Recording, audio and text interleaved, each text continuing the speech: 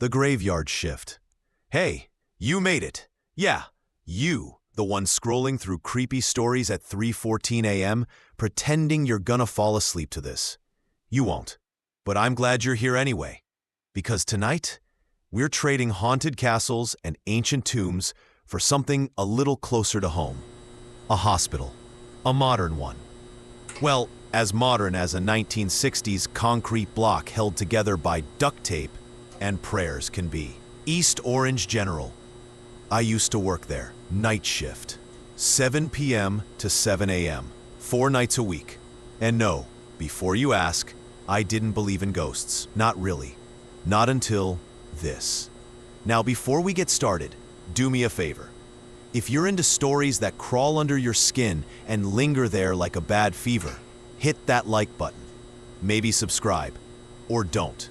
But when your bedside lamp flickers at 2 a.m., you're gonna wish you did. Okay, let's get to it. The graveyard shift was quiet that night. Too quiet. Not the peaceful kind, though. The kind where every distant cough feels like a scream, and you can hear your own heartbeat thudding in your ears. The halls stretched long and empty. Flickering lights hummed overhead. The smell of antiseptic was thick enough to taste. I remember passing room 616 around 1:30 a.m. Now this place had rumors. Every hospital does. But 616, no one went in there. Door was always locked. No patients assigned. No charts. It wasn't even on the official room list anymore. But that night, the light above the door was on, and the call bell was lit. A steady blinking red. Beep, beep, beep. I stood there, a knot tightening in my stomach. No one should be in there. The hallway was cold. Cold enough that I could see my breath fog in the air, and it was June. I hesitated, glancing at the cameras. Except the monitor feed for that hallway was static. Of course it was. Beep, beep, beep. I should have walked away, should have radioed security. But you don't want to be that nurse, the one who calls for backup over a light. So I reached for the handle. Cold, damp, sticky. It turned, and I pushed the door open. Soft creak. Heartbeat bass pulse. Inside was pitch black, except for a flicker from an old TV mounted in the corner. Static. The room reeked of damp plaster and something sharp and metallic. On the bed, someone lay under the sheets. I couldn't see their face, just the outline of a figure. Thin, still. No chart, no wristband, no admission bracelet, nothing. I cleared my throat. Sir, are you okay? No answer. The call bell was still lit on the wall. Beep, beep, beep. I stepped closer. Sound, footsteps echoing on tile. The air felt thick, like moving through water. My skin crawled, every hair on my arm standing on end. And just as I reached out to check for a pulse, the figure sat bolt upright. I stumbled back, nearly dropping my flashlight. But when I shined the beam, the bed was empty, sheets rumpled, no one there, not a trace. And then from behind me, a soft knock, 3 times, at the inside of the locked window. I spun. No one, just the old grimy pane, a smear of condensation where a handprint had been. And I swear to you, for a second, I saw my own reflection grin. The man with no chart. I didn't sleep the next day. Couldn't. Every time I closed my eyes, I'd see that empty bed, that smudged handprint, that grin. But maybe I was overtired. Night shifts'll do that to you.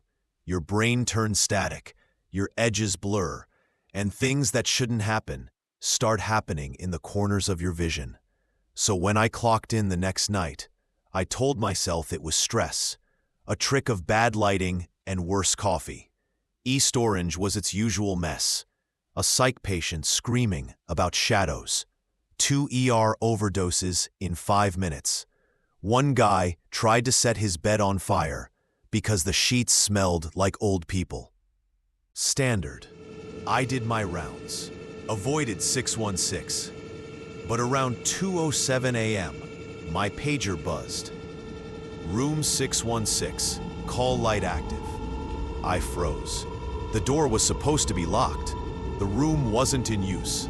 Nobody had keys. Except the light was blinking. Again. Beep, beep, beep. I grabbed the hall phone, called the supervisor's desk. Hey, it's me. Who's in 616? Pause. What room? 616. Longer pause. Then soft, flat. That room's closed. No, someone's in there. The call light's going off. I'm telling you, no one's assigned. It's not even on the patient board. I hung up. Dumb move. I should have left it, but you don't just leave a call light ringing. Not even if it's coming from hell's waiting room. I headed down the hall, my sneakers squeaking faintly against the waxed linoleum. The overhead fluorescents buzzed, one of them flickering like it was about to die. And there it was, room 616, light blinking red, door cracked open. This time, the TV wasn't static. It was playing some old black and white war movie with the sound off. Soldiers running through smoke, faces twisted in slow motion horror. And on the bed, a man, lying there like he'd been there all along. Thin, pale, head turned toward the window. I stepped inside. Sir? No answer. I got closer. No chart at the foot of the bed. No ID band. Nothing in the system. I reached for his wrist. Cool skin. Faint pulse. And then he spoke. Voice dry as paper. Water. One word. Nothing else. I swallowed hard. And somewhere in the back of my head, a memory. If he asks for water, don't give it. I spun around. No one there. The room was empty, save for me, the man, and the old flickering TV. I turned back to the bed. Empty. Again. Sheets crumpled, pillow dented. The call light flicked off by itself. I nearly jumped out of my skin. At the window, same condensation smear. This time, a finger tracing letters. D-O-N-T. And before I could move, the figure appeared in the reflection behind me. Close, too close. I bolted out of the room, heart pounding, breath ragged in my throat. Didn't stop until I hit the nurse's station. And there she was, old Lucille, the night shift lifer who'd worked this place since the 70s. She looked up at me, eyes heavy, like she already knew. I managed to choke out one word, 616. And she just said, I told you, if he asks for water, don't. The missing body. I didn't go back to room 616 the rest of that shift. Hell, I barely left the nurse's station. Spent the night chain-drinking burnt coffee and pretending to chart while watching that hallway monitor like my life depended on it. Funny thing though, the feed was clean now. No static, no glitches. Like nothing ever happened. But that call light never came back on. At 6:58 a.m., I clocked out and practically sprinted to my car. Told myself I wasn't coming back. Not for overtime, not for holiday pay, nothing. But you know how it is. Bills. So the next night, I was back. Different wing, thank God. I kept my head down. No weird calls. No phantom patients. Until about 3 o'clock a.m. The charge nurse asked me to help pull linens from storage, down in East Wing, which meant walking right past 616. I told myself I'd be fast, eyes straight ahead, in and out. And then I noticed something. The door to room 616 was wide open, lights off, and empty. I mean empty. No bed, no TV, no monitor cables.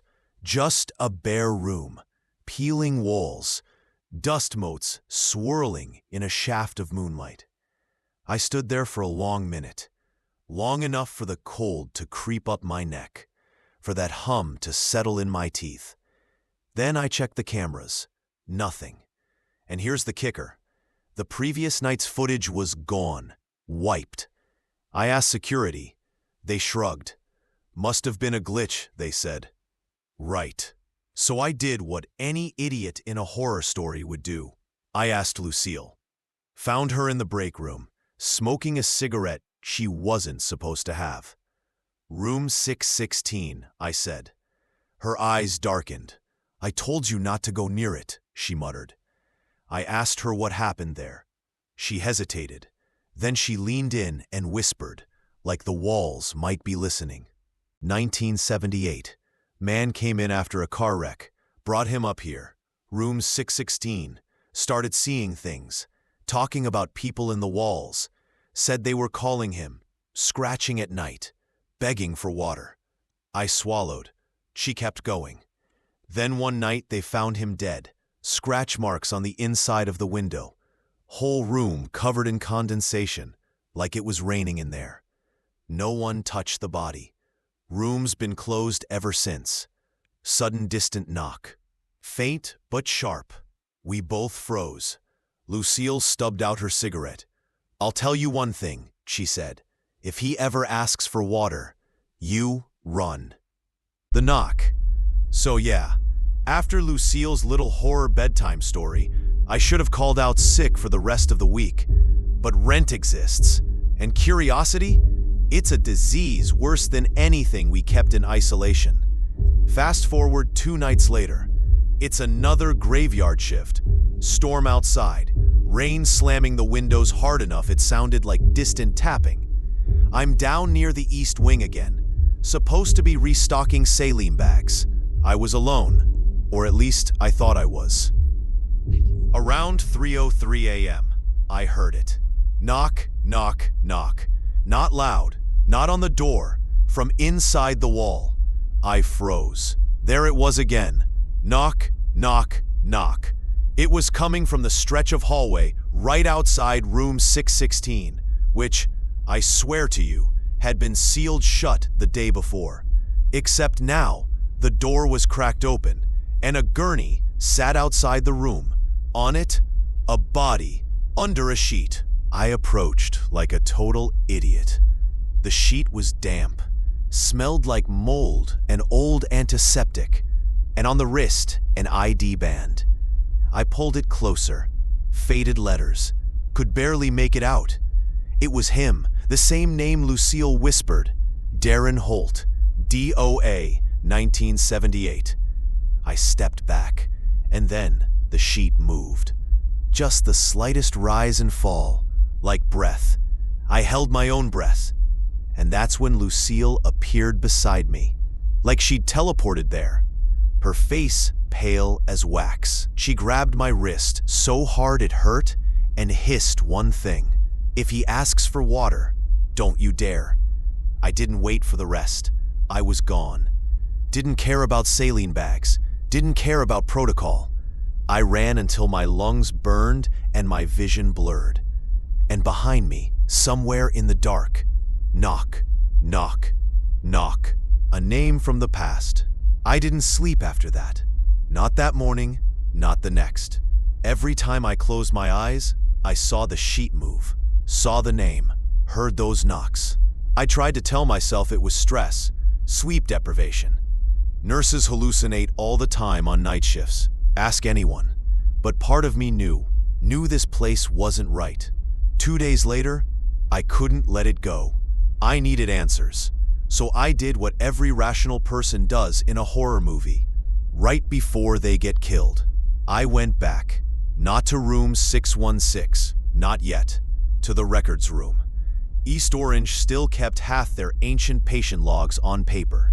Dusty, brittle things in locked metal drawers. I waited till my break, snuck down there with a key I probably wasn't supposed to have. It took an hour, but I found it. A man named Darren Holt, admitted June 1978. psych ward transfer. Died same night. Cause of death? Self-inflicted injuries. Severe blood loss. But the notes were worse. Patient claimed a man was living in the walls of his room, insisted someone kept knocking, asked repeatedly for water, became violent when denied. Room assigned 616. That's when I noticed the last entry. One word scrawled in red pen, underlined twice. Returned. No date, no explanation, just that. Returned. I slammed the file shut, and as I turned to leave, swear to God, one of the overhead lights flickered and went out. And for a split second, I saw a shape at the end of the records aisle. Tall, thin, face pale and wet-looking, like it had just crawled out of a storm drain. But when I blinked, gone. I bolted out of there so fast I left the cabinet open. And for the first time, I believed every cursed rumor about this place. The final visit. I should have quit. I should have burned that file.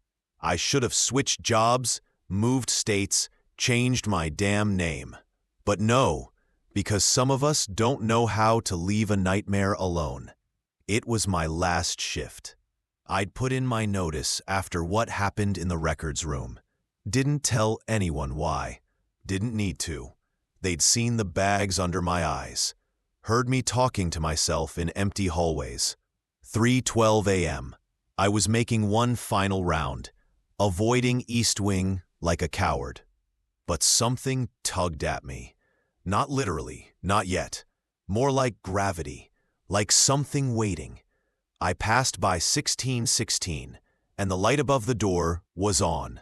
Same steady red light, same cracked door, and this time I couldn't stop my hand. It moved on its own, fingers curling around the cold, clammy doorknob. The air smelled like mildew and copper. I pushed the door open. Inside was empty, the bed stripped, the call light blinking over a black monitor. Except on the whiteboard by the bed, the one we use to write patient names and staff on duty. Someone had scrawled a name, my name, in thick red marker, and under it, in Lucille's shaky handwriting, "Don't give him water." I stumbled back, and then from behind me, knock, knock, knock. I spun. The window was closed. No one there. But in the reflection, a man, pale and grinning, standing right behind me. And then, a voice, hoarse, wet, right by my ear.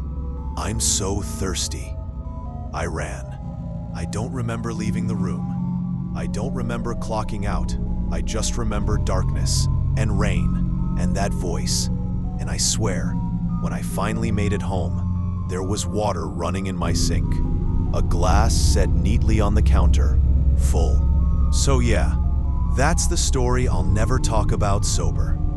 If you ever pull a night shift at East Orange General and room 616's call light starts blinking, don't go in.